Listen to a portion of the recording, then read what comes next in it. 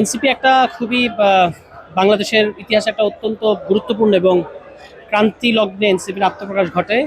এবং এনসিপি যে জুলাই গণঅভ্যুত্থানের যে রাজনীতি, জুলাইয়ের যে রাজনীতি, সংস্কারের যে রাজনীতি, বিচারের যে রাজনীতি, এটা গত ১.৫ বছর ধরে জারি রেখেছে। নিশ্চয়ই আমাদের অনেক সীমাবদ্ধতা ছিল এই সময়ের মধ্যে। আমরা সংগঠন যতটুকু বিস্তৃত করতে পারার কথা ততটুকু করতে পারি নাই।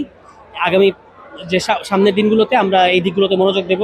এবং আমরা মনে করি যে বাংলাদেশের রাজনীতিতে এই মুহূর্তে সবচেয়ে উল্লেখযোগ্য বিষয় হচ্ছে যে এনসিপির মতো একটি রাজনৈতিক দল, তারুণ্য নির্ভর একটি রাজনৈতিক দল আছে। এটা সবচেয়ে গুরুত্বপূর্ণ ব্যাপার। এবং ১ বছর পূর্তি উপলক্ষে আমাদের নেতাকর্মীরা ব্যাপক পরিশ্রম করেছেন এবং তাদেরকে আমি শুভেচ্ছা জানাই।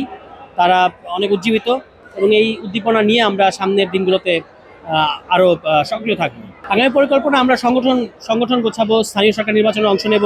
এর বাইরে স্থানীয় সংস্কারের যে রাজনীতি, সেটার প্রশ্ন আমাদের বেশ গুরুত্বপূর্ণ ভূমিকা থাকবে।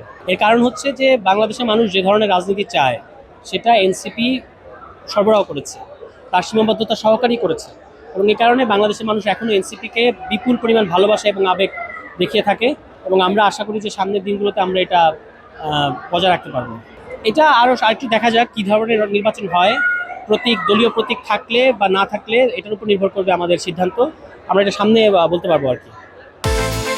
বিকাশ পেমেন্টে ১০,০০০ টাকার বেশি অফার, শপিং চলছে তো।